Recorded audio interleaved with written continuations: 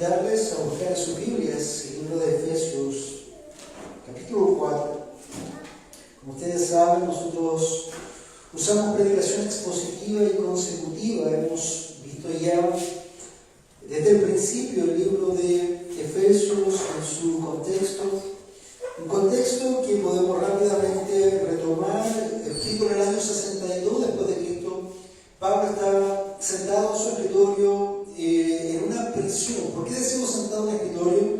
Porque la primera prisión de Pablo en Roma fue una prisión más tranquila, fue un lugar donde alquilaba, donde podía visitarles los amigos, y estaba ahí escribiendo Pablo la carta a los hermanos en Éfeso.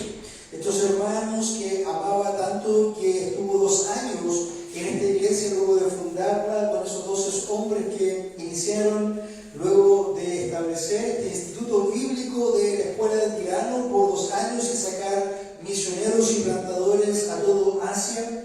Ha pasado el tiempo y Pablo ahora está ahí en Roma, está preso en esta primera cárcel y está escribiéndole a sus amados hermanos ahí en Éfeso. La carta de Efesios, hermanos, como usted sabe, el gran título de la carta, el gran tema de la carta es predestinados en Dios. Este título o esta idea que es altamente resistida por la carne de muchos, altamente resistida por denominaciones también, pero hermanos, no hay nada que hacer, lo que escrito está. Y dice la Escritura que hemos sido predestinados en Dios. Antes de la fundación del mundo, Él ha escogido en amor individuos conforme a su amor soberano, cosa que no había en nosotros. Ninguna cosa buena había en nosotros, mas Él tomó la decisión de adoptarnos como hijos. También lo veremos más adelante, pero este es el principal tema del libro de Efesios para aquellos hermanos que entendían o luchaban con la idea de el Israel de Dios como pueblo escogido. Ahora ellos también eran escogidos, y de ahí viene un segundo misterio que Pablo ha desarrollado en el libro de Éfesos, que tanto el Israel étnico como la iglesia de Dios, donde se encontraban injertados los gentiles, ahora a través de la cruz de Cristo y este crucificado, la barrera y la muralla que dividía ambos pueblos y la enemistad se había ido en Cristo. Ahora de los 2 pueblos, Cristo ha hecho solamente uno. Eso es lo que nosotros hemos estado viendo durante ya varias semanas. Esto es un resumen. La semana pasada estábamos viendo abundantemente fortalecidos de poder y amor, y veíamos cómo podíamos ser fortalecidos y clamar por el poder del Padre. Podíamos ver que como iglesia también debíamos estar unidos para que en esta comunión pudiéramos comprender la anchura, longitud, altura y profundidad del amor de Cristo. Y por último cerrábamos con la idea de que cuando nosotros pedimos a Dios, Él nos da no solamente lo que pedimos y es su voluntad, sino que nos da mucho más de lo que nosotros entendemos siquiera que necesitamos. Ese es el abundante poder que obra en nosotros.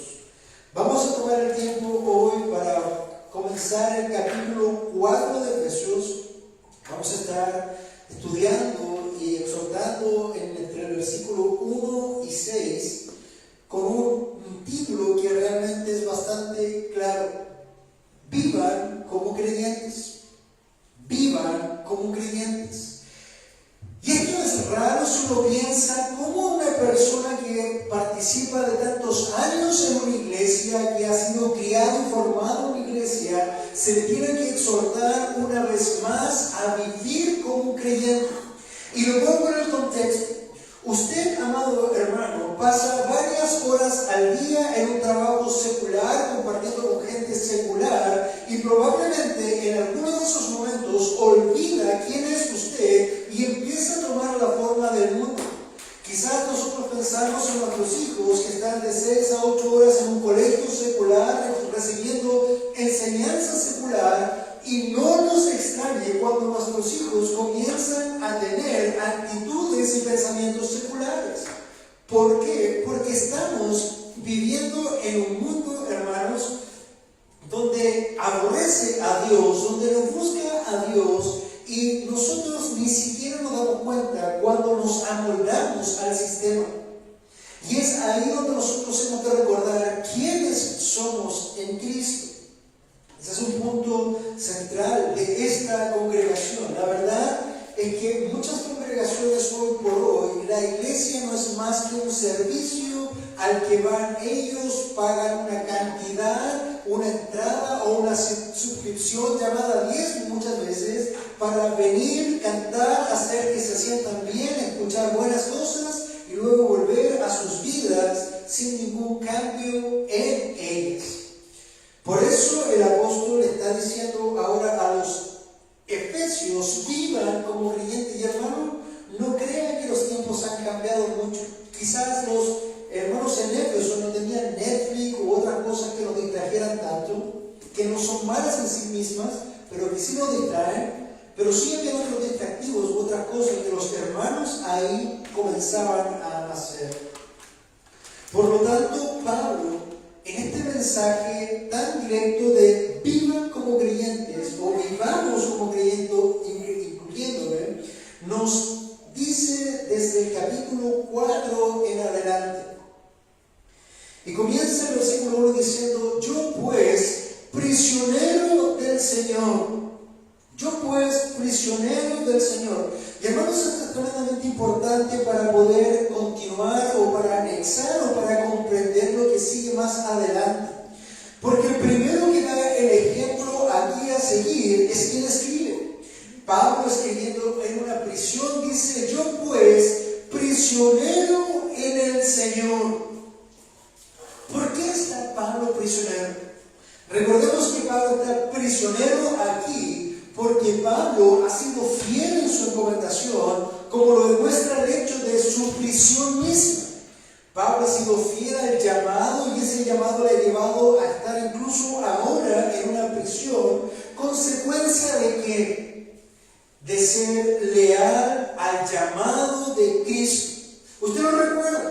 Pablo caminando rumbo a Damasco, un corazón que esgrimía enojo hacia los del camino, de pronto llevando cartas hacia Damasco para apresar a ellos, y de pronto aparece el Señor Jesucristo, él cae a la tierra y le dice: Señor, ¿quién eres? Yo soy Jesús a quien tú persigues.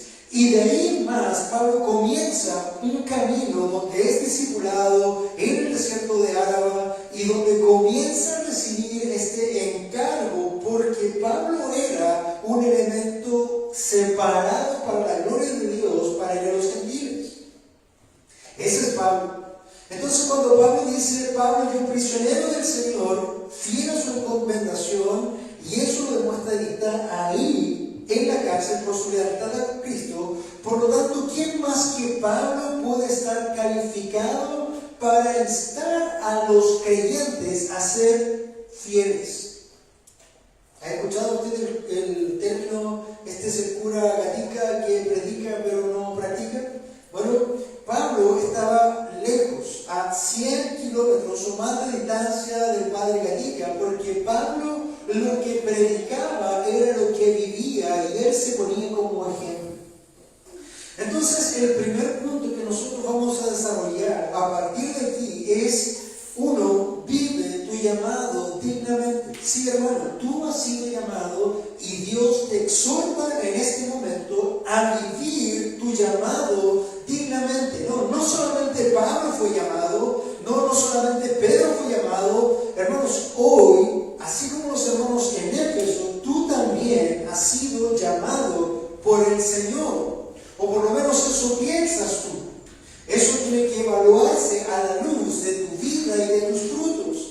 Pero si en esta mañana realmente tú eres uno que ha nacido de nuevo y que manifiesta esa vida en el Señor, entonces tú has sido llamado a vivir dignamente. Gracias, Señor. Yo pues, prisionero del Señor, les ruego.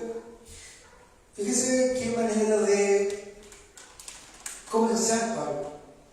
Pablo no había sido el gestor, el plantador de tantas iglesias. Pablo no era el escritor de tantas de las epístolas donde hablaba cosas tan profundas que incluso el apóstol Pedro decía, no, si el hermano Pablo ha escrito cosas tan profundas que son difíciles de comprender. Pablo no había recibido la encomendación de ordenar a la iglesia como le exhortaba a Tito y a Timoteo. Bueno, es ahí donde vemos nosotros la humildad también del apóstol, porque no dice yo mando, yo demando, yo exijo, yo con mi autoridad estoy encima de ustedes. Hermanos, no dice eso. Escribiendo por su lealtad a Cristo en una cárcel, les dice, yo les ruego, hermanos. Este es un ruego que muestra el corazón humilde del apóstol. ¿Qué ruega el apóstol para los hermanos en Éfeso y qué ruega también para nosotros? Recordemos, hermanos, que si bien es cierto, esto está orientado a Éfesos, a ellos entonces, esto no es nuevo o esto no es tan antiguo, quiero decir, y también es para nosotros hoy, aquí, ahora. ¿Cuál es el ruego de Pablo en este punto de vive tu llamado dignamente? Yo les ruego que ustedes vivan de una manera digna de la vocación con que han sido llamados. Hermano, les ruego que ustedes vivan de una manera digna de la vocación con que han sido llamados. Y esto, hermano, aunque parece obvio, no lo es. No lo es. Porque muchas veces el cristiano o el creyente que se muestra como creyente al mundo, que anda con la Biblia bajo el brazo, realmente tiene un testimonio horrible en el mundo y todos le acusan y dicen, no, si yo conozco a fulanito de tal que siempre anda con su dedo y su corbata y la Biblia bajo el brazo, pero lo vieron en sus casas. Ese hombre es un hipócrita. Incluso Arjona, este gran trovador que debería recibir el premio Nobel de literatura, me imagino, escribió en una de sus canciones de mi barrio, la más religiosa era Doña Carlota. ¿Se acuerdan? Hablábamos amaba de amor al prójimo y me ponchó 100 pelotas. Realmente muchas veces, hermanos, Arjona lo toma obviamente del caso que él ha vivido de las personas que se dicen cristianas o creyentes. Muchas veces el cristiano promedio realmente no vive una vida conforme a el llamado que tiene de parte de Dios. Y es por eso que el apóstol necesita, hermanos, poder explicar esto. Y comienza Pablo en este instante a instar, a llamar, a rogar que los hermanos vivan y que usted, hermano, viva conforme a la vocación con que han sido llamados. ¿Usted tiene una vocación? No estoy hablando de una vocación profesional, como puede ser, yo voy a ser, no sé, un policía, yo voy a ser un bombero. No, hermanos, esta es la vocación con que han sido llamados. Esto tiene que ver con su elección. Esto tiene que ver con aquello que Dios, Padre, antes de la fundación del mundo, hizo con usted. Lo tomó, en amor lo separó. Recuerden, la palabra santo no solamente es de purificar, sino también de apartar y separar. Conforme a ello, separó su vida, y eso tiene que ver con esa vocación que Dios mismo ha establecido. Y luego de esa vocación, Él los ha llamado. Hermanos, yo no sé cómo usted llegó a Cristo. Yo no recuerdo cómo usted, o quizás usted, yo no le conozco que está viendo ahí, pero recuerdo el momento en que Cristo llegó a su vida. Ese momento donde escuchó el Evangelio, probablemente ni siquiera un Evangelio correcto, pero a pesar de ese Evangelio incorrecto que muchas veces se enseña, quizás el Espíritu Santo obró en usted y usted recibió la fe sobrenatural y el arrepentimiento sobrenatural para convertirse al Señor. Ese momento es el momento de su llamado. Comprendemos, hermanos, que cuando se predica el Evangelio, dos cosas ocurren. Hay dos llamados. Está el llamado externo, que es la predicación audible del Evangelio a toda persona, o cuando nosotros compartimos el Evangelio, eso es el llamado externo, en el sentido que ellos oyen las palabras del Evangelio del Reino, pero el que realmente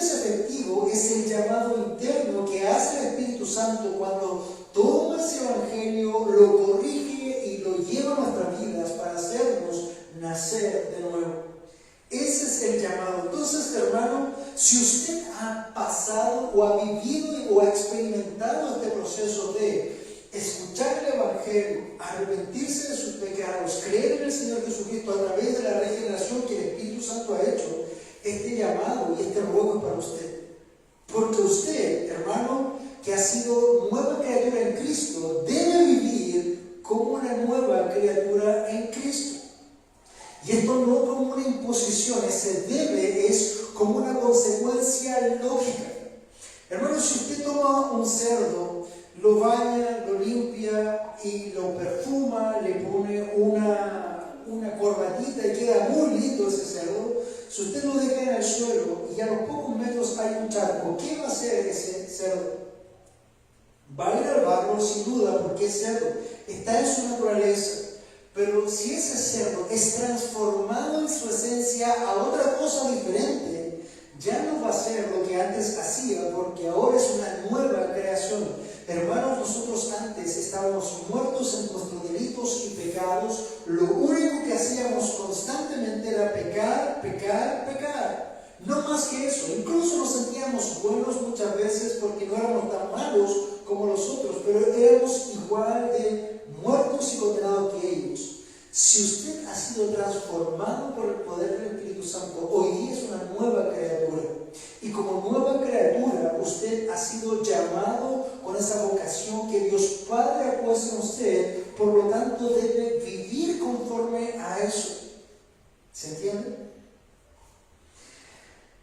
Hermano, dice Pablo, les insto que su comportamiento esté a la altura de las responsabilidades que su nueva relación con Dios les ha impuesto.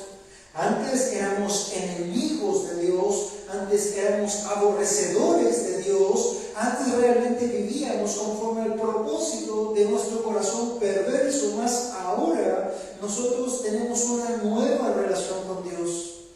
Cristo y este crucificado ha puesto el camino, ha reconstruido, ha hecho esta religión o religar de unir lo que se había roto. Esta comunión del Padre con nosotros está restaurada, por lo tanto ahora somos adoptados como hijos y debemos obviamente comportarnos de manera tal. Entonces, esta nueva relación con Cristo, con Dios que tenemos, y de las bendiciones que tenemos a través de este llamado de Dios, debemos comportarnos como creyentes, dignamente.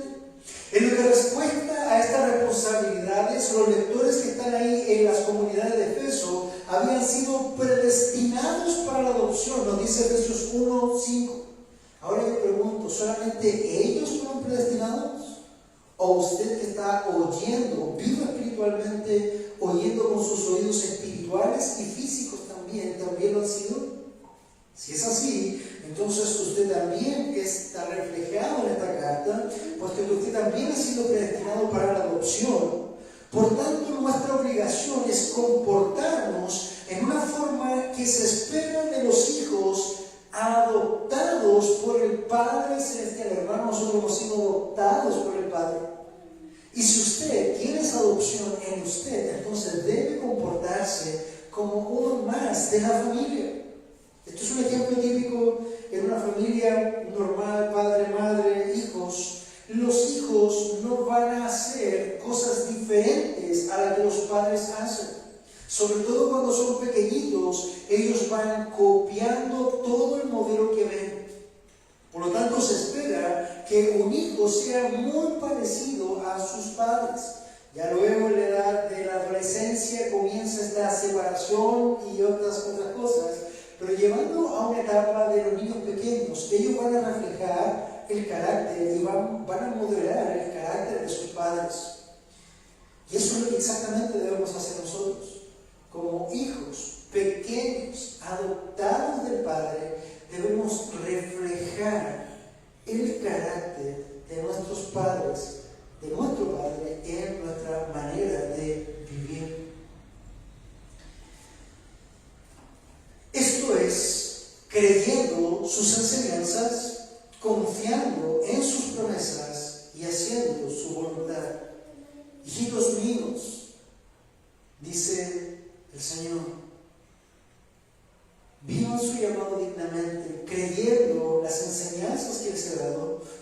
confiando en las promesas que les he dado y haciendo mi voluntad, que es buena, agradable y perfecta. Esto no solamente, hermanos, si nosotros lo ponemos hoy día, tenemos un conflicto en nuestra sociedad contemporánea chilena, porque tenemos un grupo de personas amplio, un alto porcentaje de la población, que exige derechos, pero que no quiere tener responsabilidades ni deberes. Exigen derechos, pero no quieren tener responsabilidades ni deberes. Hermanos, Dios está exigiéndonos esto, que creamos sus enseñanzas, que confiemos en sus promesas y que hagamos su voluntad de vivir de una manera digna de la vocación con que hemos sido llamados, porque Él primero nos concedió unos beneficios, Él nos dio unas bendiciones, hermanos, antes. Dios no le va a pedir a usted cosas que no le ha dado. De hecho, esa fue la gran disputa teológica a principios del siglo I entre Agustín y este otro hombre Pelagio. No vamos a entrar a eso ahí, pero el punto es este: Dios no le va a pedir cosas que primero no le ha dado la gracia para hacer. En cuanto a las bendiciones que Dios nos da, y por eso también nos demanda, nuestras responsabilidades fueron estas, descritas en los capítulos anteriores. ¿Recuerdan que nosotros vimos con respecto a la elección? Hermanos, usted fue elegido. Punto 1. Dios no va a llamar ni va a demandar nada a uno no elegido. Él va a demandar a sus hijos, a los elegidos. Segundo, no solamente fueron elegidos, no solamente usted fue elegido, sino que también usted, en la cruz del Calvario, usted fue redimido, fue comprado por un precio. Usted merecía el infierno, Cristo pagó su infierno. Usted merecía la muerte, Cristo murió por usted. Usted estaba cargado de pecados, Cristo borró esos pecados en la cruz a través de su sangre y fue molido para que usted, hermano, ahora fuera redimido. ¿Qué más bendición de esto queremos? Hemos sido elegidos, hemos sido redimidos. Hermanos, también cuando esto ocurrió, el Espíritu Santo vino y nos selló con el sello del Espíritu Santo. Ya tenemos 3. Hemos sido vivificados, vinimos de muerte a vida. Estamos muertos, ahora vivimos. Hemos sido reconciliados con Dios Padre. Cuando éramos enemigos de Dios, ahora somos amigos de Dios. ¿Se da cuenta cuántas bendiciones Dios nos ha dado antes? Elegidos, redimidos, sellados, vivificados, reconciliados, no solo con Dios, sino los que en otro tiempo también fueron sus enemigos, teniendo libertad de acceso al trono de la gracia. Hermano, usted hoy puede entrar al trono de la gracia. Mi hermano José Luis nos llevaba delante del trono de la gracia como congregación, invocando el nombre de Dios a través de Jesucristo para entrar al trono de la gracia. Todo esto y más hemos recibido por Él. Por lo tanto, Dios sí puede pedirnos y demandarnos, y Pablo puede rogarnos que vivamos conforme a nuestro llamado de una manera digna. Cuando se le ve a usted en la calle, cuando se le ve a usted en sus trabajos, fuera de casa, ¿qué ve el mundo? ¿Ve a uno que no tiene ninguna diferencia? ¿Es uno que está tan adaptado, que está mimetizado por el mundo? Hermanos, esto es lo que Pablo está diciendo y está llamando.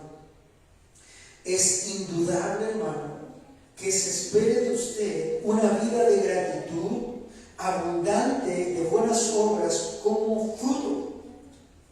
Porque usted ha sido bendecido grandemente por Dios y ahora Dios espera fruto de usted. No se equivoque, Dios no es un mal empresario, si lo podríamos decir. No es un mal agricultor. Dios nos siembra para no esperar cosecha. Recuerde que la parábola de los talentos dice: el que no sembró ni hizo nada con el talento dijo: yo sé que tú eres un Dios que cosecha donde no siembra. Y si tú no sabías, ¿por qué no hiciste nada? Hermano, Dios ha sembrado en usted. Dios ha hecho cosas en usted importantes como las que hemos visto. Dios espera fruto de usted.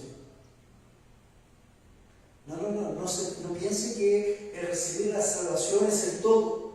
Eso es todo. No, Dios espera fruto de usted.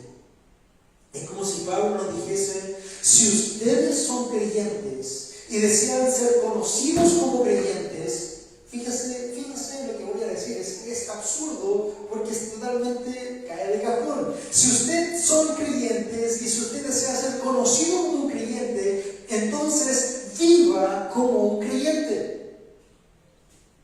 No estoy descubriendo la rueda acá, pero hermanos, tantas veces hemos conocido a personas que se dicen ser creyentes que no tienen ninguna forma, ninguna actitud de un creyente. Si ustedes son creyentes y desean ser conocidos como creyentes, entonces vivan como creyentes. Esto es lo que podría argumentar Pablo en esta mañana. El pastor Sucre Michelero lo expresó de una forma un poco diferente, un poco más dura, y decía lo siguiente: usted se esfuerza todos los días para vivir igual al mundo, hablar igual al mundo y ser igual al mundo, para que ellos no lo vean como un estúpido evangélico que anda por ahí viviendo y hablando del amor de Dios. Es más, hay algunos creyentes que se esmeran en ser igual o peor que el mundo para ser aceptados por el mundo. Hermanos, vive tu llamado dignamente. ¿Quién eres tú en Cristo? Y aquí es donde tú puedes comenzar a autoevaluarte, a examinarte. Yo lo que voy a decir, tú eres salvo, yo voy a decirte: examina tu fruto, porque si realmente estás en la fe de Jesucristo, en la verdadera fe de Jesucristo, entonces tú tienes que dar fruto conforme a lo que el Señor está demandando y está diciendo acá. No es posible que un bebé que nace no llore, no coma y no haga lo que tenga que hacer. Hermanos, si nosotros hemos nacido, tenemos que dar fruto como un creyente. Si ustedes son creyentes y desean ser conocidos como creyentes, vivan como creyentes. Tan simple como eso, tan difícil como eso. Difícil en el sentido de lo que hablamos con respecto a muchos creyentes que tratan de pasar mimetizados con el sistema actual. Un segundo punto que nosotros vamos a ver el día de hoy, después de vivir tu llamado dignamente, en este mensaje: vivan como creyentes, tan directo, tan llano, es eso. Ahora, tú me puedes decir: pero Pastor Hugo, claro, para ti es fácil decir y exhortarnos y demandarnos, aunque no lo estoy haciendo yo, sino que es la palabra de Dios, por el ruego de Pablo ruega, Dios demanda. Pablo ruega, Dios demanda. Te puede decir: es muy fácil para ti pedirme esto, pero ¿cómo lo hago? Es fácil decirlo, pero ¿cómo lo hago? Bueno, el segundo punto de este mensaje es cómo vivir dignamente tu llamado. Hermanos, Dios no solamente te demanda algo, sino que te da la instrucción de cómo hacerlo. Dios no solamente te pide algo, sino que te bendice para que puedas hacerlo. El capítulo 3, versículo 2 del libro de Efesios nos dice lo siguiente: ¿cómo vivir dignamente tu llamado? Fíjense que lo que Pablo hace aquí es dar una serie de instrucciones que no son nuevas, porque las repite y las amplía en Colosenses. Voy a leer primero Efesios, luego Colosenses y luego retomamos Efesios. Efesios dice que vivan con toda humildad y mansedumbre, con paciencia, soportándose unos a otros en amor, esforzándose por preservar la unidad del Espíritu en el vínculo de la paz. Escuche cómo lo dice Pablo en Colosenses 3, del 12 al 15. Entonces ustedes, como escogidos de Dios, santos, apartados y amados, revístanse de tierna compasión, compasión, bondad, humildad, mansedumbre y paciencia, soportándose unos a otros y perdonándose unos a otros si alguien tiene queja contra otro, como Cristo nos perdonó, así también háganlo ustedes. Sobre todas estas cosas, vístanse de amor, que es el vínculo de unidad, que la paz de Cristo reine en sus corazones, a la cual en verdad fueron llamados en un solo cuerpo, y sean agradecidos. Si usted se fija, Pablo no solamente lo escribe a los Efesios, sino también a los de Colosas, porque es un llamado común a toda la cristiandad, hermano, a todos los hijos de Dios. Entonces, ¿cómo vivir dignamente tu llamado? Pablo dice que vivan. O sea, esta es la forma que nosotros tenemos que hacer para vivir nuestras vidas, con toda humildad. Hoy por hoy en nuestra sociedad la humildad no es un bien muy apetecido. Realmente el que es más avasallador, el que pone el pie encima, es el que va escalando las posiciones, pero el que es humilde generalmente queda relegado en la escala social o en la escala de los trabajos. Bueno, en la esfera de Dios, el humilde realmente es el que avanza en el reino. La humildad es una virtud realmente despreciada por los paganos, como ya hemos visto. Es también una cualidad que los creyentes deben tratar más y más de adquirir. Es difícil la humildad. Cuando tú dices, oye, qué humilde soy, eso ya inmediatamente destruyó la humildad. La persona que es bondadosa para con los demás generalmente no tiene una opinión demasiado alta de sí mismo. Y esto tiene que ver con este punto. Cuando cada miembro de la iglesia estima a los demás como superiores a él mismo, se crea un ambiente feliz. Esto no quiere decir, hermano, psicológicamente hablando, como dirían los psicólogos, que tú tienes algún problema de autoestima. No, tiene que ver cómo ves al otro. Si tú ves al otro como superior a ti mismo, entonces nos vamos a ir acomodando, porque el otro te va a ver a ti como superior a sí mismo, y así se va a dar esta cadena virtuosa de humildad en el trato, en la forma. Entonces, esa es la idea. Cuando cada miembro de la iglesia estima a los demás como superiores a él, se crea un ambiente cordial en la iglesia, se crea un ambiente de paz en la iglesia, se genera una comunión en la iglesia. Por supuesto, también hay una tal cosa como la humildad fingida.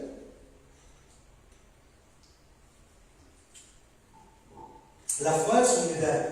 Por ejemplo, aquella persona que dice, no, hermanito, yo soy tan humilde, no, si lo único que yo hice fue levantar esto, y le ayudé a tal, y a ellos también les ayudé, y empiezan de un carácter muy suave, muy amable, entre comillas, a demostrar todas las grandes cosas que ellos han hecho. Eso es una falsedad en humildad, una humildad falsa.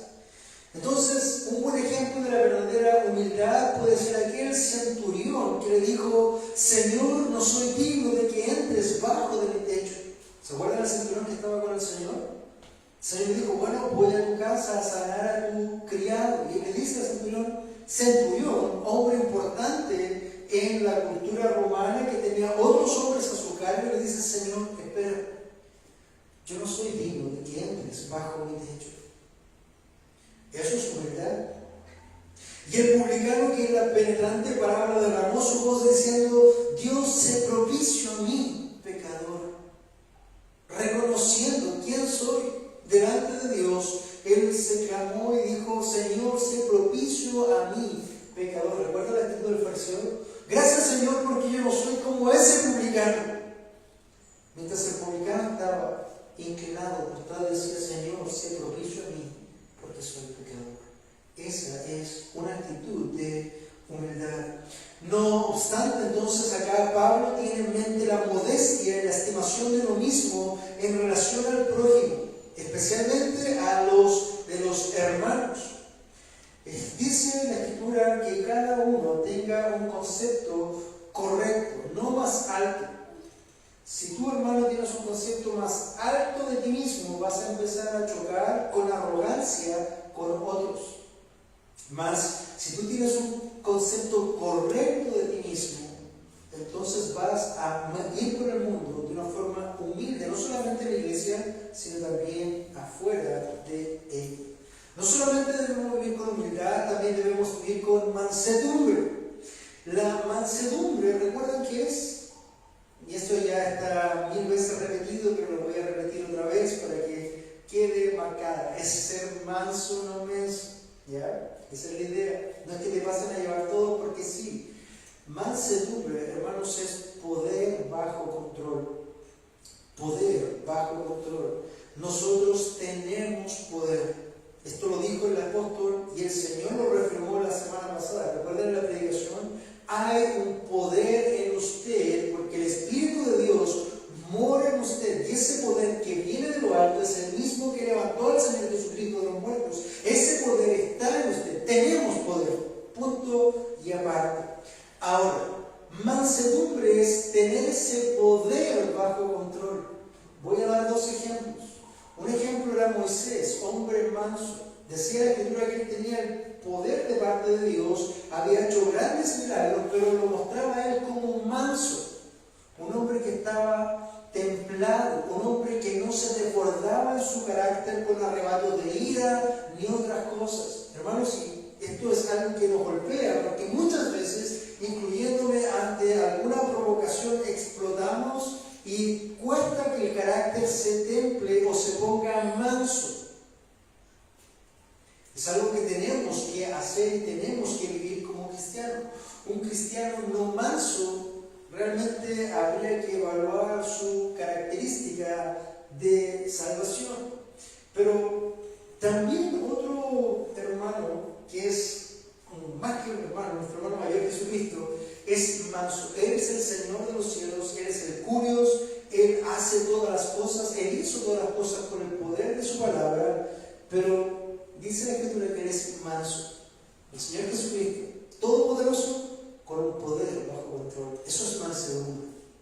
Esta es la idea típica del fuego. Usted tiene fuego y si no se controla ese fuego, puede generar un incendio que destruye todo su paso.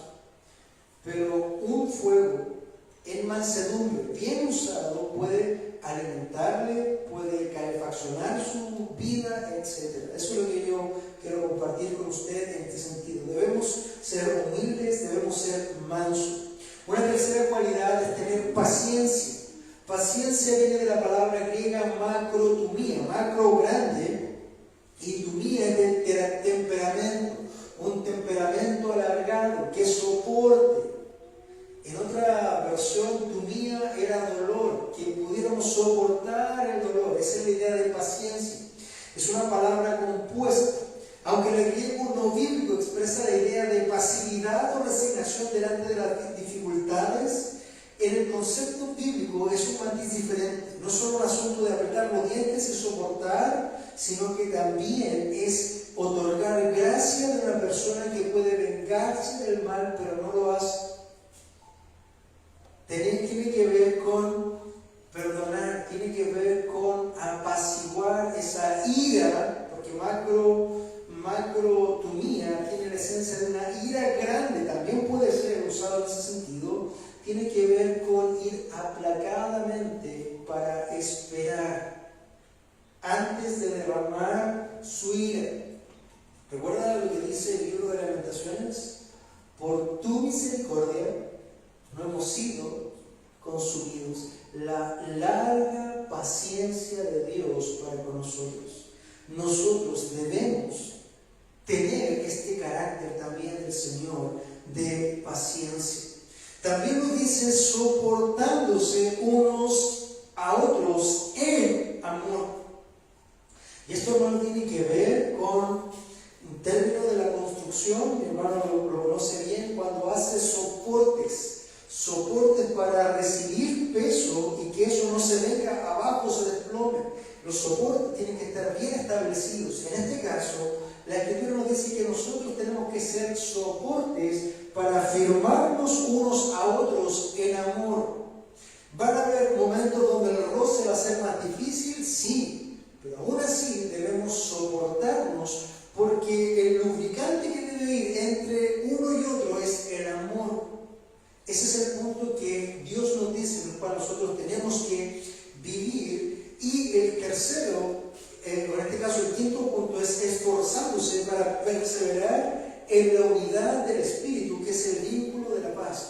No lo explicaré ahí porque es el punto final y con esto estamos terminando. Punto 3 es perseveren en la unidad del Espíritu. Recuerde que vivir como creyente nos decía, vive tu llamado dignamente. 2, cómo vivir dignamente ese llamado. Y tercero, hermanos, es perseveren en la unidad del Espíritu. Y esto es muy importante porque tiene también una descripción teológica en las siguientes palabras. Dice, hay un solo cuerpo y un solo espíritu.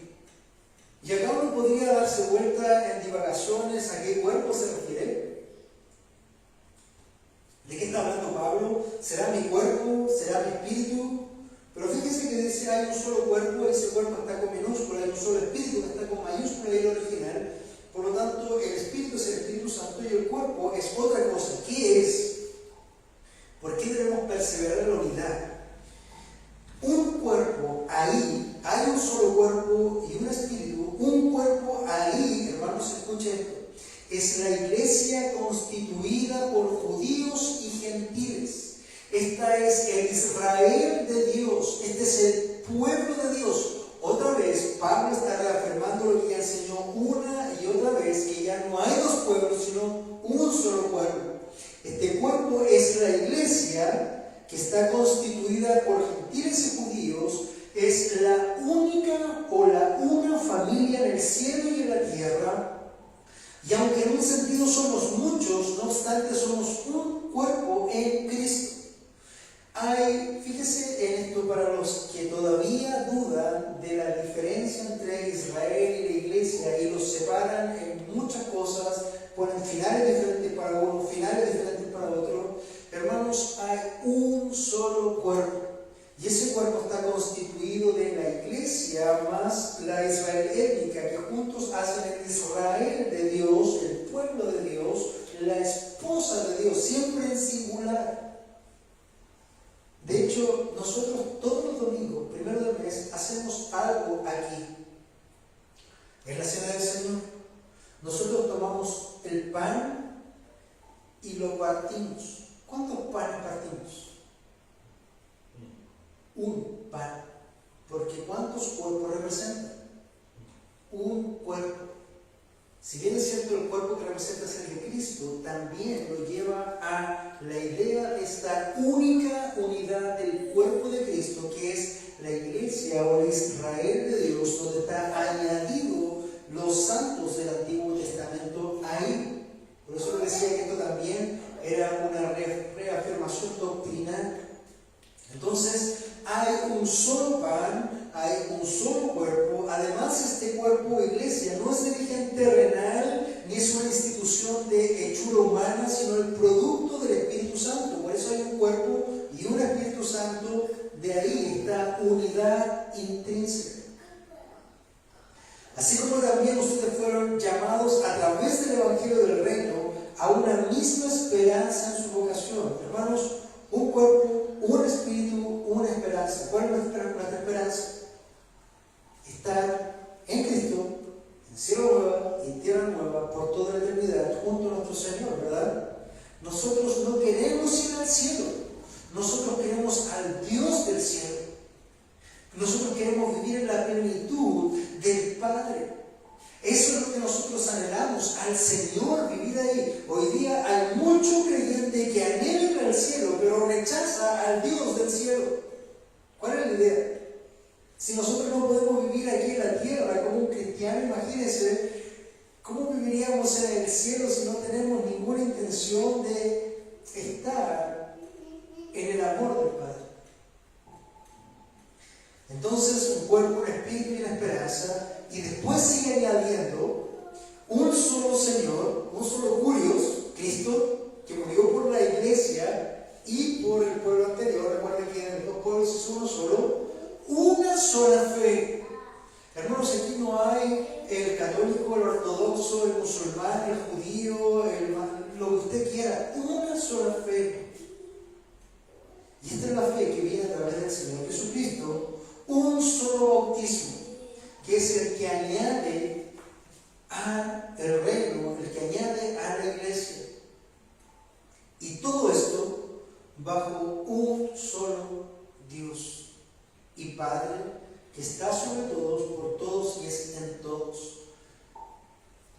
Perseveremos en la unidad del Espíritu como iglesia, hermanos, porque hay un solo cuerpo. Usted y yo, junto con mis hermanos de otros lugares que han sido rescatados por la misma sangre efectivamente y que son salvos efectivamente, somos un cuerpo en Cristo. Tenemos el mismo Espíritu Santo. Y ahí existe solamente la única esperanza, hay un Señor, una fe y un solo bautismo.